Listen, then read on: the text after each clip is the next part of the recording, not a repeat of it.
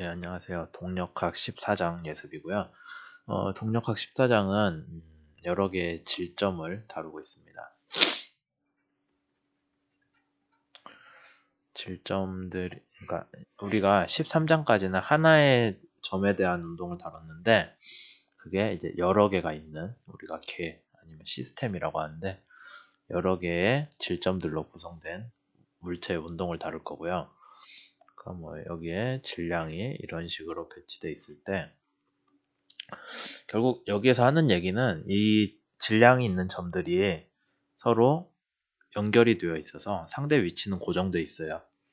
서로 간의 상대 위치는 고정되어 있는 상태로 운동을 한다고 하면은 여러분들이 무게중심을 구했을 때 그 무게중심의 운동으로 이 각각 점들의 운동을 치환을 해서 표현할 수 있다라는 게 제일 중요합니다. 그러니까 각 점들의 운동을 일일이 다 이야기하는 대신에 무게 중심을 기준으로 운동을 설명을 한다는 거죠. 이런 식으로요. 이렇게 운동을 설명을 할 수가 있고, 그 다음에 이런 식으로 접근을 한 거가 이 뒤에서 15장에서는 좀 더 복잡해져서 이 파티클들이 무수히 많이 붙어 있을 경우에, 정말 많은 수의 파티클들이 있다고 하면은 그 자체가 하나의 바디가 되겠죠. 뒤에서 리지드 바디라고 할 텐데, 변형이 없는 물체란 뜻이에요. 여기까지 생각을 확장을 하는 게 15장에서 하는 일이고, 14장에서는 여기까지는 가지 않고 우선 몇 개의 유한한 개수의 점들이 서로 간의 위치가 고정되어 있을 경우에 운동을 어떻게 하냐를 풀어 쓰는 내용입니다. 그래서 결국엔 보여주고자 하는 거는 각각의 운동을 다 더하면 무게중심에서의 운동과 같다라는 거를 여러분들이 생각을 하고 이 창을 따라오면 될 거예요. 첫 번째로는 어떤 얘기를 하냐면은 질점들로 이루어진 개에 대해서 이야기를 합니다. 근데 지금 점을 4개를 제가 그려놨는데, 이제 얘네들 간에 서로의 상대 위치가 고정되어 있다고 하면은 여기에다가 여러분들이 어떤 힘을 준다고 하면은 얘에 걸리는 힘이 여기에, 그러니까 이 힘만으로 끝나는 게 아니죠. 이로 인해서 얘만 운동하는 게 아니라 얘도 운동할 거예요. 다른 것들도 다 같이 어떤 식으로든 운동을 하겠죠. 그 운동을 하려면은 점 A에서 B로 뭔가 힘이 가해졌을 거예요. 그 다음에 작용 반작용이 있으니까 B에서 A로도 힘이 가해지겠죠. 그래서 소문자 F를 씁니다. 책에서 A, B 서로 방향만 반대고 크기는 같을 거예요. 작용 반작용이니까. 그 다음에 점 C로도 서로 간에 힘들이 작용을 하겠죠. 그런 상황을 가정을 했을 때 이 그림이 책에도 있는 그림인데, 대문자 F로 쓴 힘은 외부에서 가해주는 힘이에요. 그러니까 각 질점, 파티클에 대해서 외부에서 가해주는 중력이라거나 여러분들이 밀어주는 힘이라거나 어떤 식의 힘이든 외부에서 가해지는 힘을 이걸로 썼고요.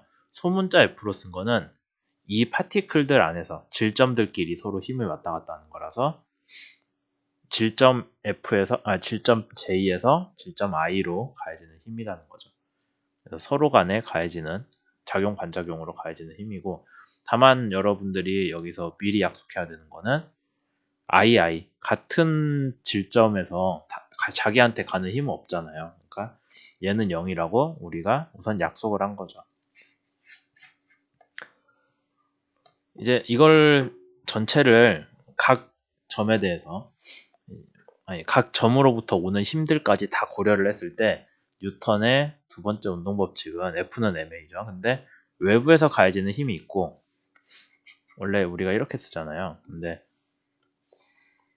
빨간색이 좀 더 잘 보일 것 같은데 이렇게 쓰잖아요. 근데 이게 힘이 성분이 외부에서 오는 힘 성분이 있고 내부에서 다른 파티클들끼리 왔다 갔다 하는 힘이 있다는 거죠. 그러면 얘는 소문자 F로 썼고 얘는 대문자로 썼을 때 FI는 I번째 파티클에 가해지는 외부 힘이에요. 그러니까 우리가 내내 얘기하던 그 F는 MA에서 쉽게 이해가 되는데, 여기 소문자 F는 뭐냐면은 I라는 점으로, 여기 중요합니다. I라는 점으로 J라는 점에서 가해지는 힘이에요. 점 J에서 점 I로 가해지는 힘입니다. 그러니까 결국엔 I에서 받는 힘이긴 하죠. 그렇게 돼 있는 게 이 성분들이에요. 그래서 외부에서 오는 힘, 내부의 다른 점들, J번째 점들에서 I번째 점으로 가는 힘, 그걸 다 더하면은 최종적으로 점 I의 질량과 가속도의 곱으로 나오기는 하겠죠. 뉴턴의 이 법칙 그대로 가고 있습니다. 그 다음에 양변에다가 R에 대한 크로스 프로덕트를 해줬어요. 여기 RI라는 거는 원점에서 점 PI까지의 위치 벡터죠. 거기에 대해서 크로스 프로덕트를 양변에 해줬고, 그 다음에 크로스 프로덕트가 괄호 안으로 들어가서 분배되어서 이렇게 식이 계산이 됩니다. 그 다음에 시그마랑 크로스 프로덕트 상관이 없어요. 왜냐면 얘는 I에 대한 건데 시그마는 J에 대한 거잖아요. 그러니까 안에 들어가도 문제가 없거든요. 이렇게 들어가서 딱 정리가 되면은 외력으로 인한 모멘트, 그 다음에 내부의 힘으로 인한 모멘트는 역시나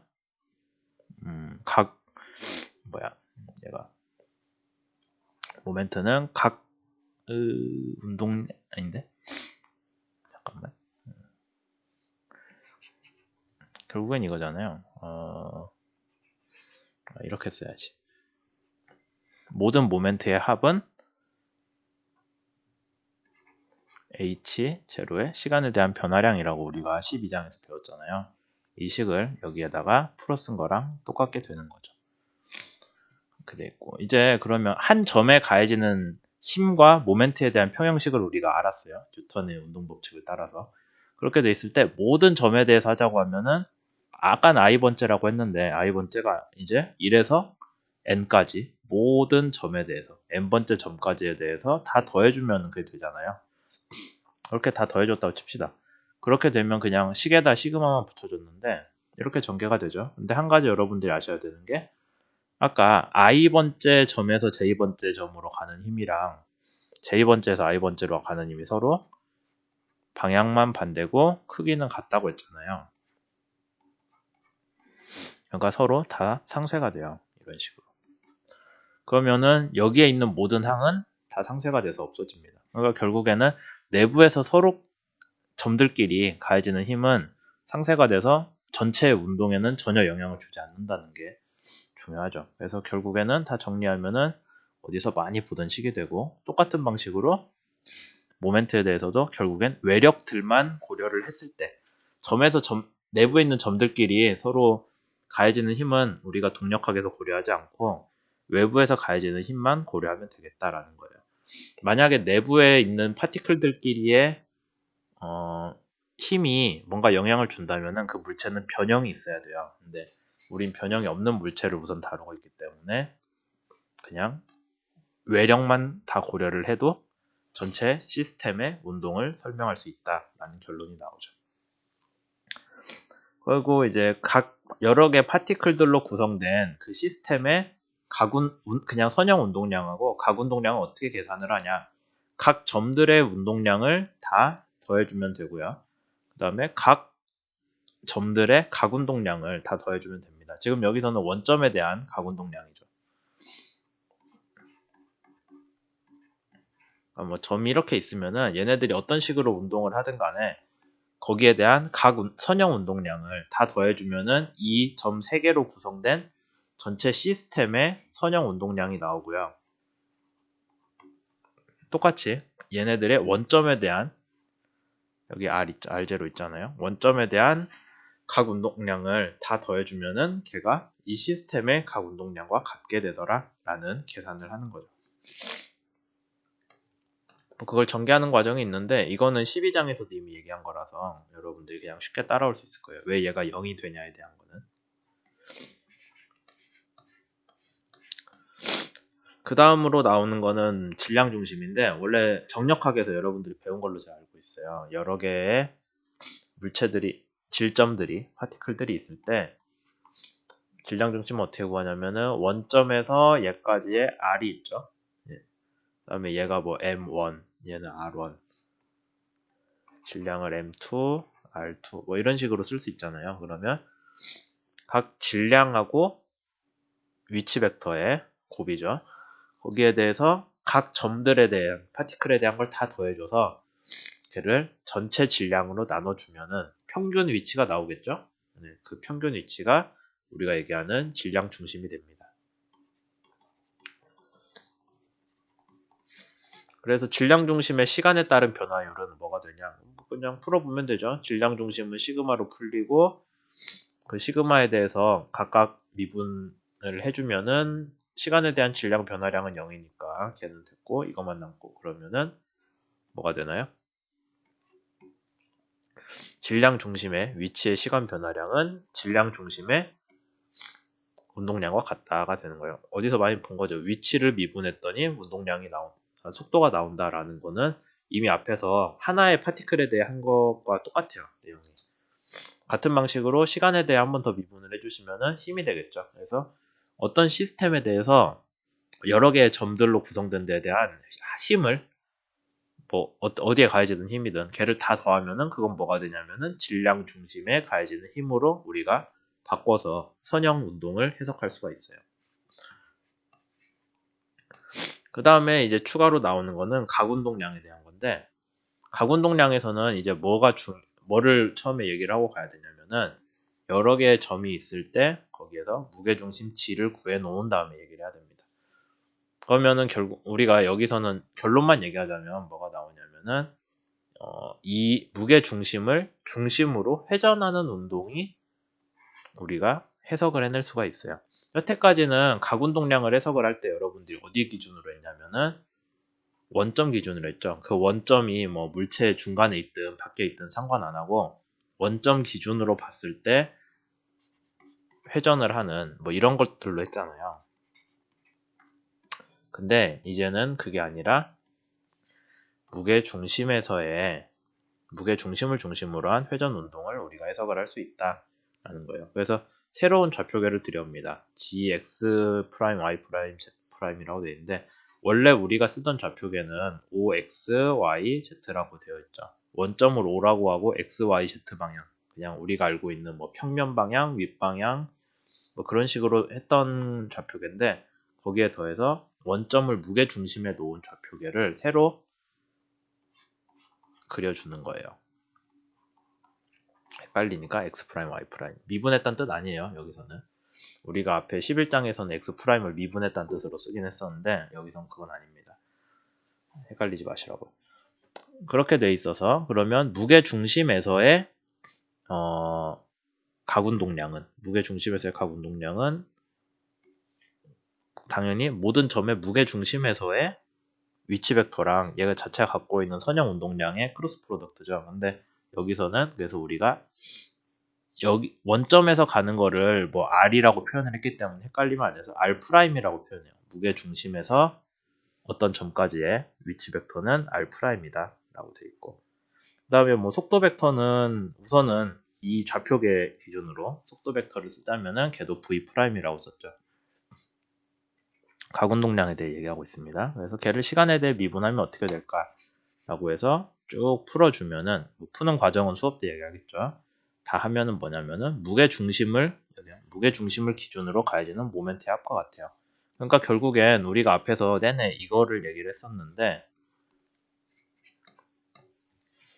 모든 모멘트의 원점을 기준으로 모든 모멘트의 합은 각운동량의 시간 변화량과 같다라고 했는데 뭐가 달라졌어요? 원점을 무게중심에 갖다 놔도 똑같은 얘기가 성립되더라 라고 우리가 이 챕터에서 알아내게 되는 겁니다. 뭐 그런 과정들을 쭉 거치고요. 그 다음에 한 가지 이제 좀 알아두시면 좋은 식이 이런 건데 그래서 이후로는 운동을 어떻게 표현을 하냐면요. 위에 그냥 줄 하나 있으면 벡터인데 두 개 그으면은 뭔가 평균이란 뜻이에요. 벡터의 평균. 그게 뭐냐면은 A에다가 하나 더 그으면 무게중심의 여기 있죠. 무게중심의 어떤 운동량이 되는 거예요.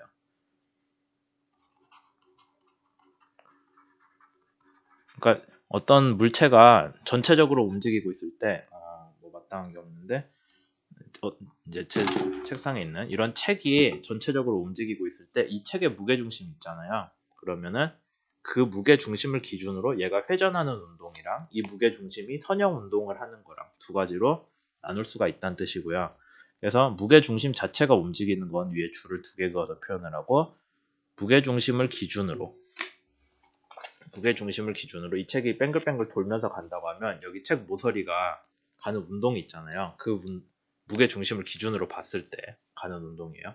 무게중심을 기준으로 봤을 때 가는 운동을 여기에다가 이렇게 프라임을 찍어서 표현을 해줍니다. 이제 뒤에서 배우겠지만은 얘는 회전 운동에만 성립이 되고요. 병진 운동은 어차피 다 같이 움직이기 때문에 여기에 대해서 따로 표현을 할 이유가 없다라는 것도 원래 이 챕터에서 배우겠죠. 여하튼 그런 식으로 하면은 우리가 뭐가 나오냐?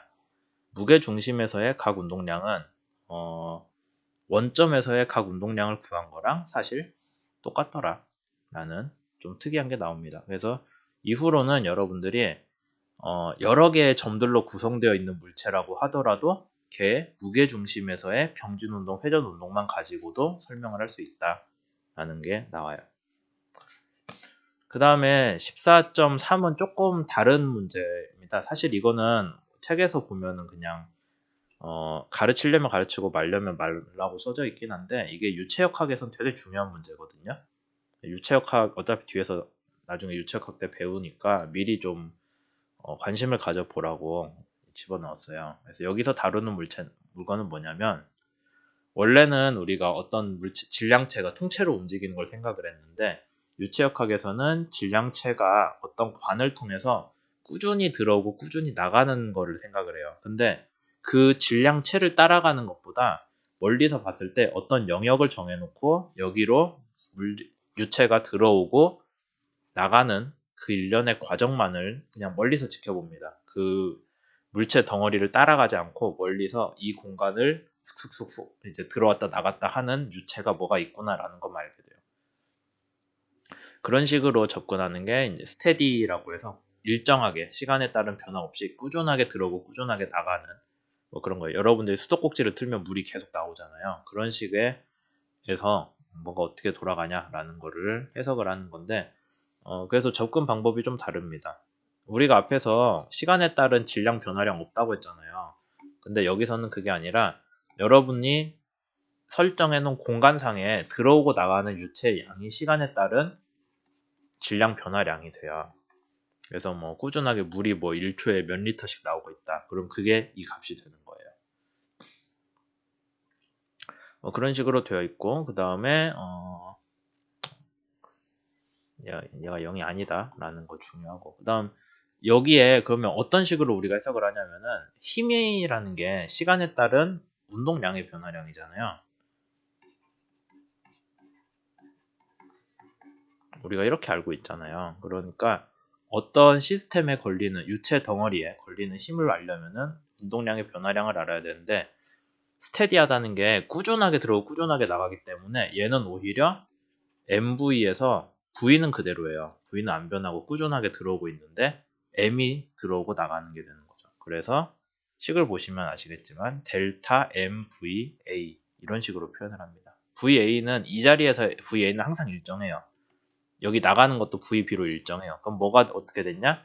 델타 M이라는 만큼의 질량이 V라는 만큼의 속도 아니면은 자기 자체의 운동량이겠죠. 그걸 가지고 꾸준히 들어왔다가 꾸준히 나가고 있어요. 매 시간마다. 그러니까 들어오는 시간당 운동량이랑 나가는 시간당 운동량의 차이가 힘이 된다라는 거죠. 다만 그 운동량 계산은 뭘 기준으로 하냐? V는 고정돼 있고 M이 들어오고 나가는 걸로 인식을 하는 게 좀 다릅니다.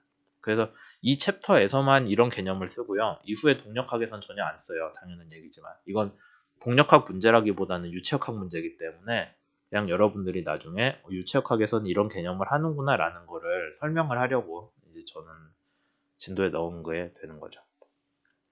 어쨌든 그런 식으로 풀면은 결국에 어떤 유체 덩어리가 여기 VA로에서 들어오고 꾸준히 VB로 나가고 있을 때 이 전체 시스템에 걸리는 힘은 운동량의 변화량과 같은데 걔는 뭐가 된다?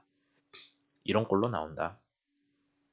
이거를 이제 전개하는 건 수업에서 배울 거예요. 다만 여러분들이 dt분의 dm이 0이 아니라서 얘만 있는 거, 얘가 살아있는 거죠. 속도는 고정되어 있고. 뭐 이제 이런 식으로 우리가 전개를 하는 방법도 있다라는 거 설명을 할 거예요.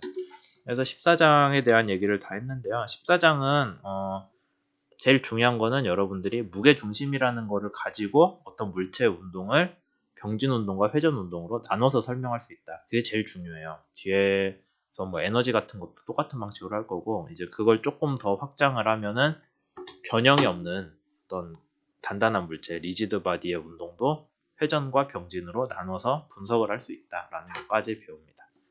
그러면 여기까지 할게요.